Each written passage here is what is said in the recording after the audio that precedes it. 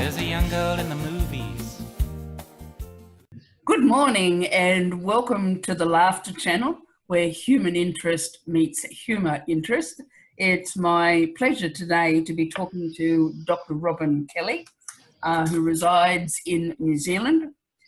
Robin Kelly is a medical doctor who practices acupuncture, energy psychology, and other ways of bringing soul into medicine. Trained in England, he now resides in New Zealand. Robin, you were my doctor of choice for 17 years, and I think I met you probably about 20 years ago when you made a change in the way that you managed your practice, and I'm going to ask you about that as we proceed through. In those early days, one of the first people you led me to was Dr. Larry Dossey, and I went and bought one of his books, Healing Beyond the Body. And the very first words that I read when I went and revisited this were quite poignant. In the introduction it says, "I'll never forget a woman who came to me trembling, in tears and nearly speechless with rage. She had just returned from my hospital's intensive care unit, where her mother, my patient, was dying. Her mother was unconscious, and on several life support systems, and nothing was working. The daughter had been chased from the bedside because visiting hours were over, and further visitation, she was told, was against policy and would interfere. Her mother died in the night alone, and being separated from her dying mother seemed to this woman to be the ultimate indignity."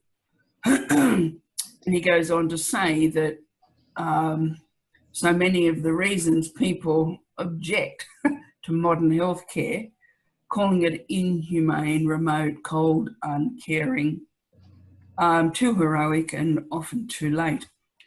I think we've seen some changes. What are your thoughts on that?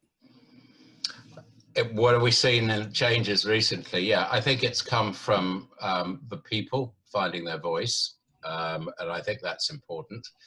And also, I mean, there are those incidents, and if that happens, then I will support the person going through this, because when people are faced with that sort of dilemma and they want to make a complaint, they feel it's a very difficult thing to do, particularly if they're grieving or they're sick.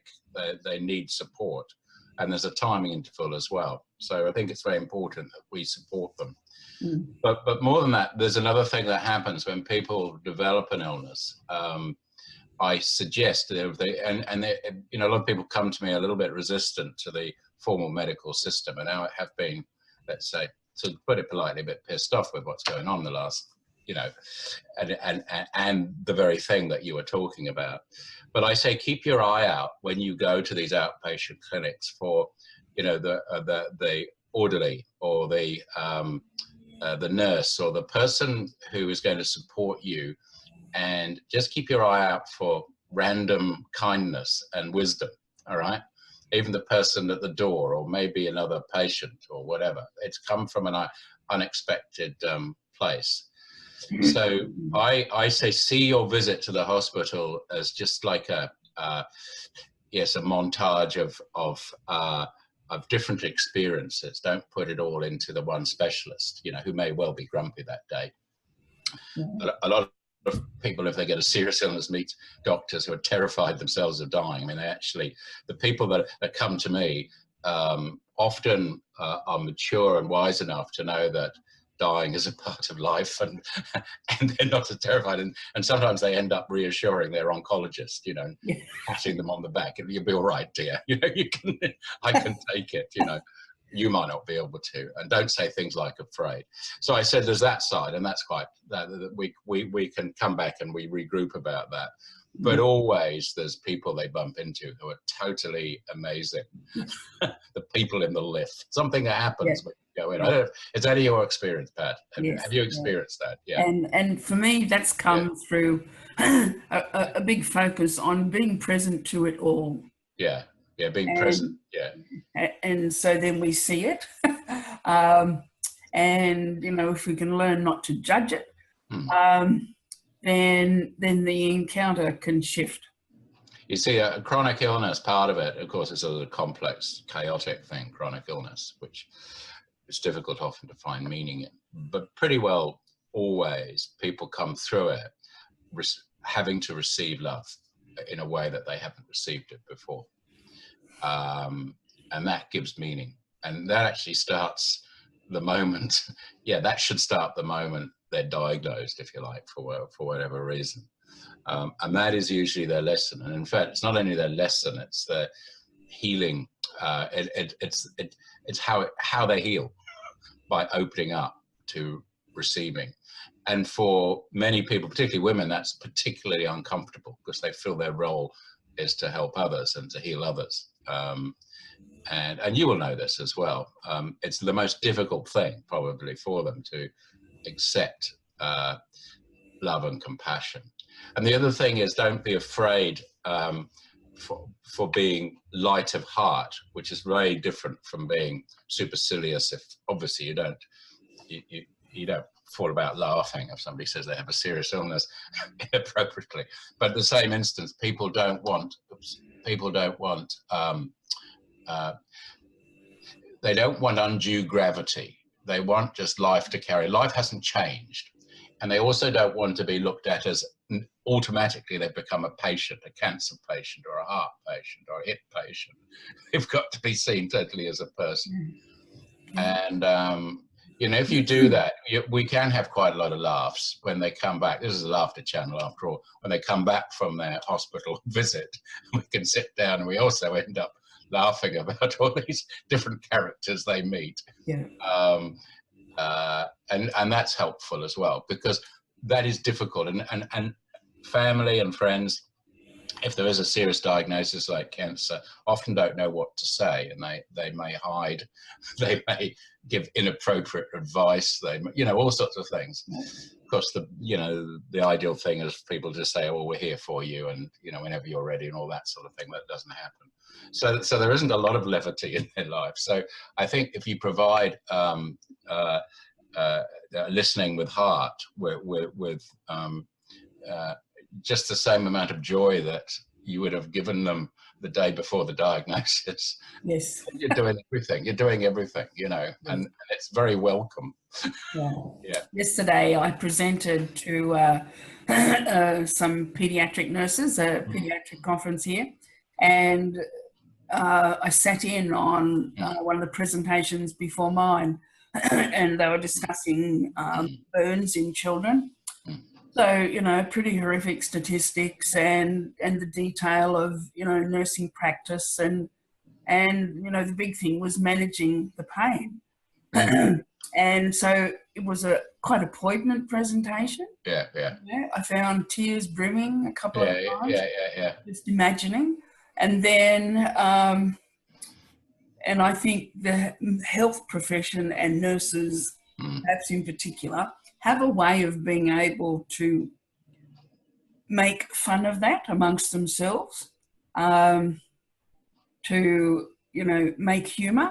And it's not denigrating the severity of what's happening, but it's a mechanism to help you manage yourself. And, you know, what was said in the room yesterday wouldn't be said at the bedside, but amongst their peers, it's a releasing technique and a way of listening. You know, if I was feeling tears, then so were some of the others, I'm sure. Yeah. So, to lessen the impact of that in the room, every now and again the presenter made light of something or would, you know, say how a child had sworn. And, you know, those things just gave us some connection back to, you know, the reality of life. And, you know, this is where comedians find their fodder, you know, in the pain pot.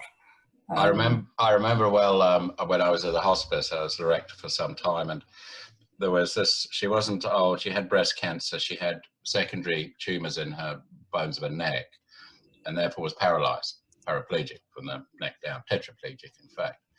But she had a wonderful sense of humour, despite, you know, the brevity of her future. And we talked a lot about dying, and so we decided to do a prequel, and we went through, you know, going through the sort of the tunnel and reaching a door and, you know, entering into this other thing, you know. So I said, well, I'll come with you, you know, in this rehearsal. Yeah, it was like a rehearsal we did. So there we were, we closed our eyes together, you know, and then we decided we go into the tunnel and along these steps, you know, and there was whirling stuff around us, and then there was a light, and then there was a door at the end, and we both wandered up together, you know. I said, look, I'll accompany you up here. And then I opened the door. I said, well, I'll open the door. And she looked up at me and she said, after you.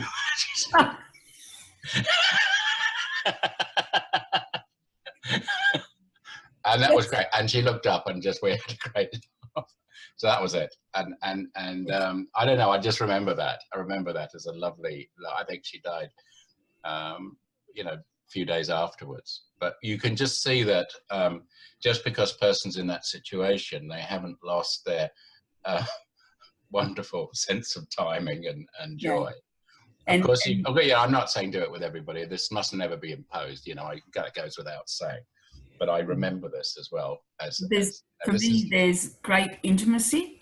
Yes. You know, you couldn't have had that conversation if you didn't share a level of intimacy. And humour lets us do that. You know, yeah. Good humoured banter allows us to develop and evolve that. And so we've got this high, you know, you've already got this high trust environment.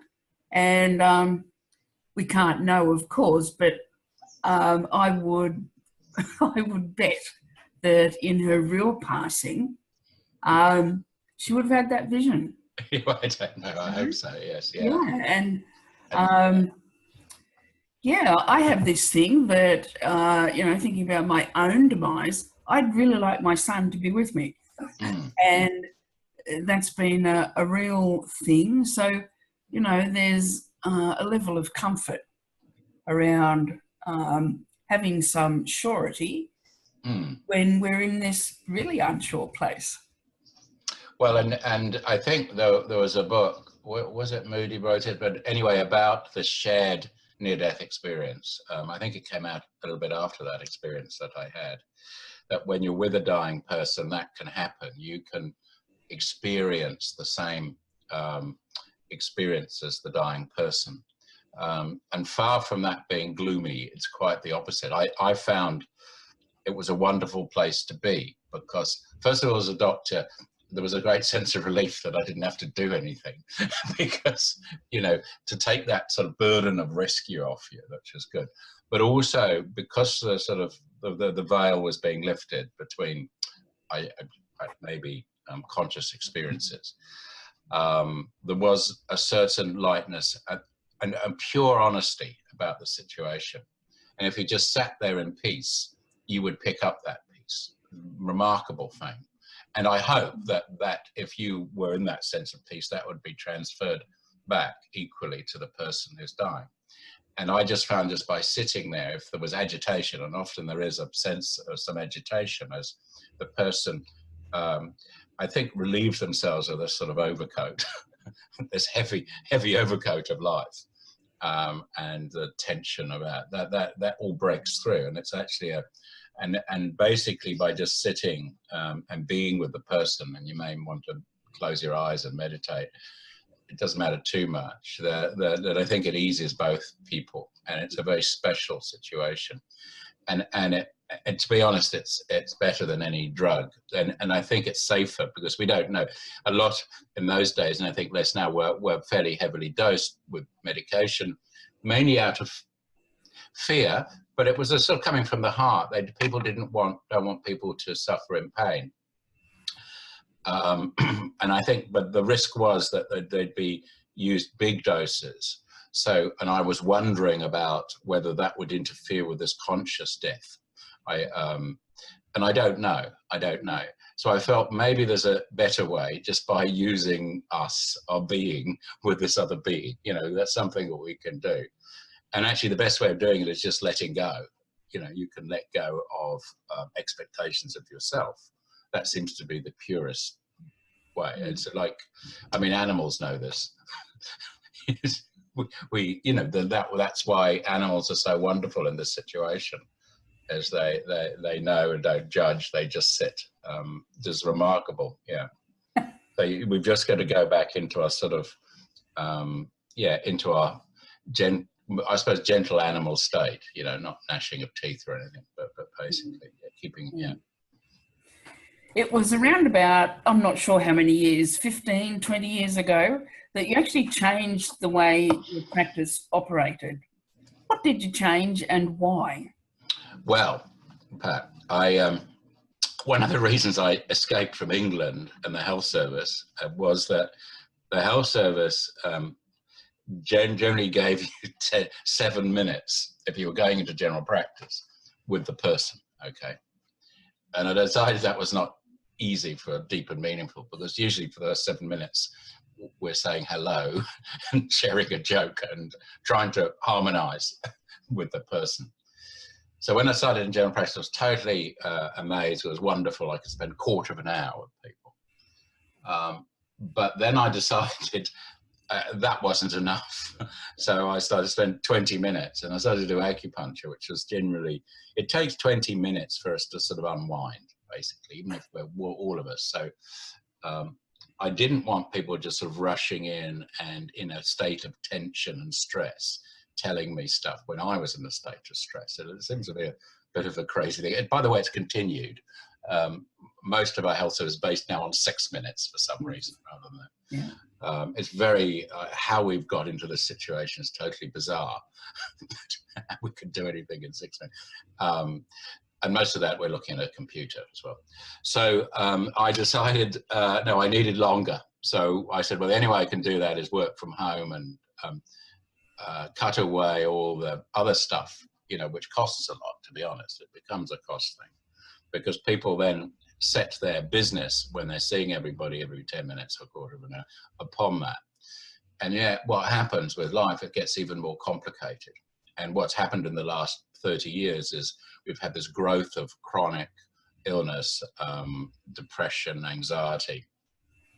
I mean, the things we don't, you know, an antibiotic, somebody coming in and getting a pill or an antibiotic, that's certainly in the Western world, that's gone. And in fact, it's the wrong thing, you know, apart from urine infections and things we know. But ultimately, we've overused antibiotics. And so those quick, fire consultations, which always there were other stuff underneath, are no longer there to a certain extent, and it's been replaced by people with chronic illness and autoimmune conditions. And I became interested in these because they're often an overload on the body. And so one has to understand the overload on that body and that life. And one has to understand the burden they may have been carrying from childhood, the burden they've carried from their parents, and what hasn't been resolved, and whether they've had adverse childhood experiences that have been mounting over the years and compounding. And so when you start doing that, you need longer and longer time. And that's really what it is. And the biggest thing I've done is given people time. And because then you can listen to them. Yes. Okay? Yes. And you start with a blank sheet of paper, because you don't, you know, I've seen a lot of people, so I have certain ideas about what they're suffering from, but I want to know what they're doing. So that's what's happened. And I've just listened. And that's the tool. And I just want to be with them. And I want to create an environment where there's some trust. So it's lovely to be at home because they feel they're coming to a home, because there's this fine balance. You want to share a lot, but you also got to be very wary that it's confidential. And I have to say, I'm really distressed with what's happened the last 10 years or so, in that it would seem to be more and more doctors are working for other third parties. In other words, the person coming to see the doctor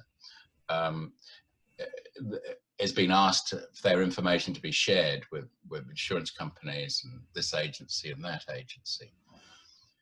And this does a number of things. It actually is very bad for the doctor, because it is that close, trusting relationship that they have, which is the healing relationship, and that's sort of being undermined. And so doctors get dispirited and grumpy, which isn't a great look. I do acupuncture. You don't want a grumpy acupuncturist, basically. Yeah. It's even worse than I suppose a grumpy dentist is worse because he can't answer back, or a grumpy proctologist. Anyway, you don't want any of those people grumpy. But you'll find a lot of doctors are pretty grumpy about it all. And then there's all the bureaucracy, and a lot of the job is covering yourself. So writing all these notes so nobody sort of gets you or sues you. And it's very sad, because that's not a lot of fun, and you have to do that, and I understand that. But the shift has gone away from the purity of two people sitting and talking together, Yeah. which was actually pure in the days before they had any drugs that actually did anything. So, you know, the old-fashioned doctor that you see on all the, you know, in Jane Eyre and whatever, or even Downton Abbey, you know, they go in and they're a bit gruff and paternalistic, but there's nothing much they can do, you know, and they look grave and but in fact, they just brought their being to it, to it, whether they were grumpy or not. At least they were there, you know, peering in the house, and there was something else going on. And people tell me that they miss that. Yes.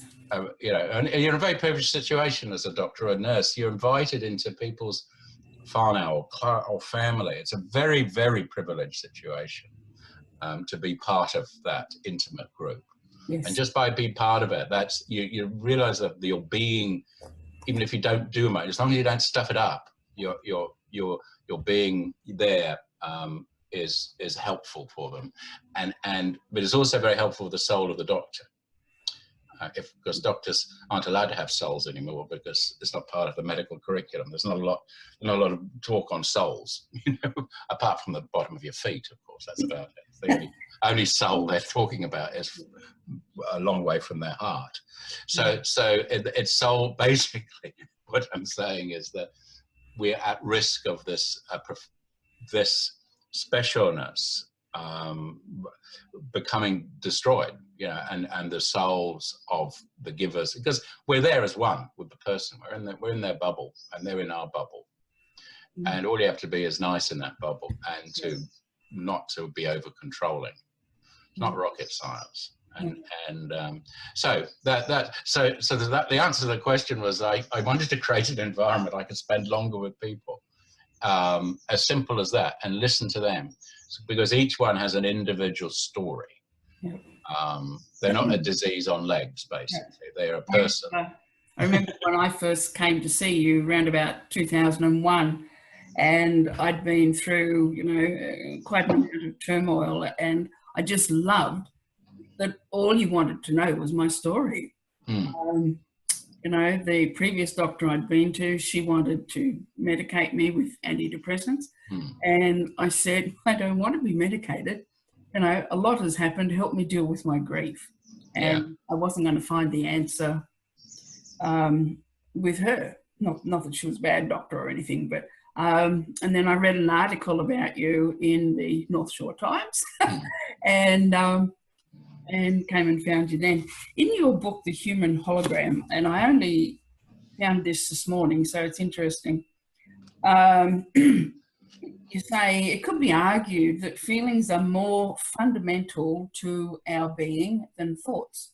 From the basic survival instincts of fear, pain, hunger, and thirst that we share with much of the animal kingdom, to the feelings of compassion and empathy for all life forms, that must now form an essential human trait if life on Earth is to continue to thrive.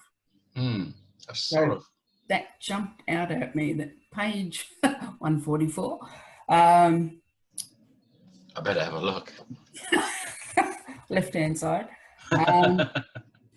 And it just really struck me. Patch Adams make reference to similar thinking. He says, if we don't change to a loving world, if we don't come from generosity and compassion, then we're at great risk.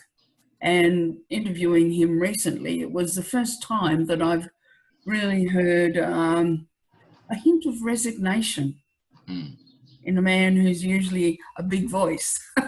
And I thought, yes, you know, to work tirelessly for 50 years and not necessarily see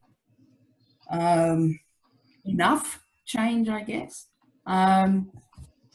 can, not that it shifted his thinking or his focus, but it was the first time I'd heard that. I think that, I mean, he's a great example because he's an activist. You know, he's also, there's obviously is fun and he's unique, but he's an activist. And I think we're talking about, you know, is our society evolving, the humanity evolving into this more compassionate, caring, our heart, head focused, you know, our hearts and heads joining.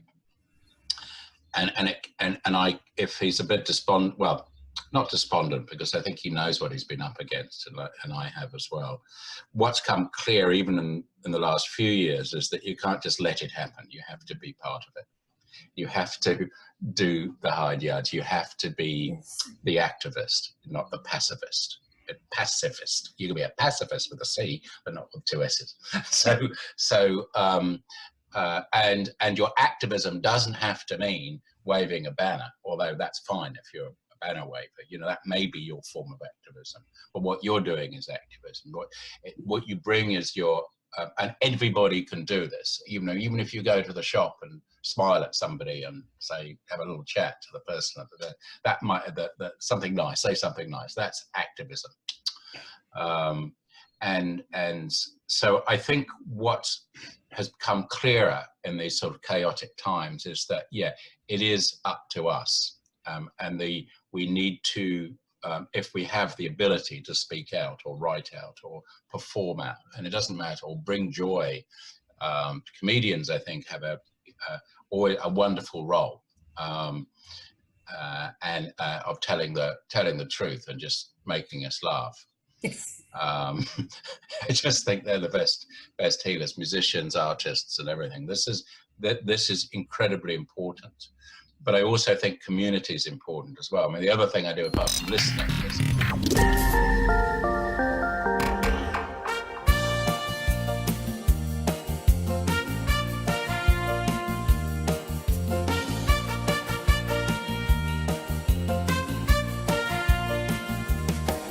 There's a young girl in the movies who's a lot like